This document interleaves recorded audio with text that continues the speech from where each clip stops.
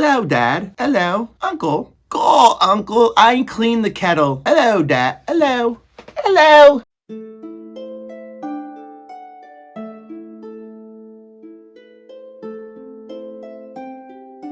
Hi there, my name is Mr. Pete. I am a fourth grade teacher, and I'm reading The Tale of Despereaux. I don't know what that was. Reading The Tale of Despereaux by K.D. Camillo. I'm reading chapter 25 of Vicious Circle. Miggery Sow was given away by her father. Her mom passed away, and we are about to find out her adventure. Book 3, chapter 25, A Vicious Circle. If you think about that term, it means things keep coming round and round. In a bad way. Vicious means kind of horrible. Miggery Sow called the man who purchased her uncle, as he said she must. And also, as he said she must, Mig tended Uncle's sheep and cooked Uncle's food and scrubbed Uncle's kettle. She did all of this without a word of thanks or praise from the man himself. Another unfortunate fact of life with Uncle was that he very much liked giving Mig what he referred to as a good clout to the ear. Clout is sort of like an open-handed slap right to the ear. In fairness to Uncle, it must be reported that he did always inquire whether or not Mig was interested in receiving the clout. Their daily exchanges went something like this. Uncle, I thought I told you to clean the kettle. Mig, I cleaned it, Uncle. It cleaned good. Uncle, it's filthy. You'll have to be punished, won't ye? Mig, go, Uncle. I cleaned the kettle. Uncle, are ye saying that I'm a liar, girl? Mig, no, Uncle. Uncle, do you want a good clout to your ear then? Mig, no, thank you, Uncle, I don't. Alas, Uncle seemed to be entirely unconcerned with what Mig wanted, as her mother and father had been. The discussed clout to the ear was always delivered, I am afraid, with a great deal of enthusiasm on Uncle's part, and received with absolutely no enthusiasm at all on the part of Mig.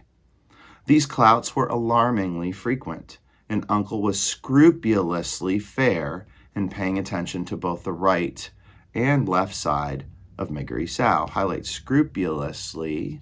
So it was that after a time, the young Mig's ear came to resemble not so much ears as pieces of cauliflower stuck to either side of her head, similarly comparing her ears to cauliflower. Of course, if you pay attention to wrestlers, they wear their headgear that protects their ears so that they can protect themselves from damaging the cartilage, which causes the cauliflower ear. You'll see a lot of really good wrestlers in college with puffed up ears. That's called cauliflower ear. And they became about as useful to her as pieces of cauliflower. That is to say that they all but ceased their functioning as ears. Words, for Mig, lost their sharp edges, and then they lost their edges altogether and became blurry, blankety things that she had a great deal of trouble making any sense out of at all. And there is a metaphor there comparing words to Mig, to these words to blurry, blankety things. She can't really understand them. The less Mig heard, the less she understood. The less she understood, the more things she did wrong. And the more things she did wrong, the more clouts to the ear she received, and the less she heard. A vicious circle. So the clouts caused her not to hear, and then she would do the wrong things when her uncle would ask her, which would cause more clouting, which made her ears less and less workable, and she would get more and more in trouble.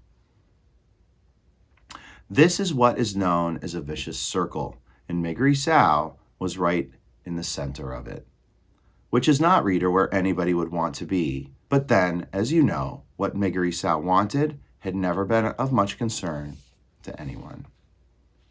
We're going to stop right there. A brief little story about Miggery Sow and what she is dealing with after she has been given away. Her mom's died, and now her uncle is clouding her for not doing exactly what he wanted. Basically, he got a slave, and she is getting worse and worse at it because she can't understand anything that he's saying. So we will leave there as we head off to chapter 26, royalty. We know some royalty. And maybe some more of our story comes together.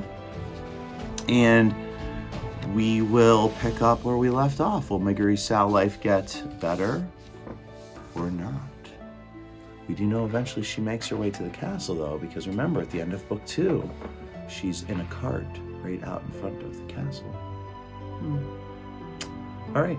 Please click like. Please subscribe. Please join us in this awesome conversation. And I will see you with royalty on the next page. Adieu. Peace.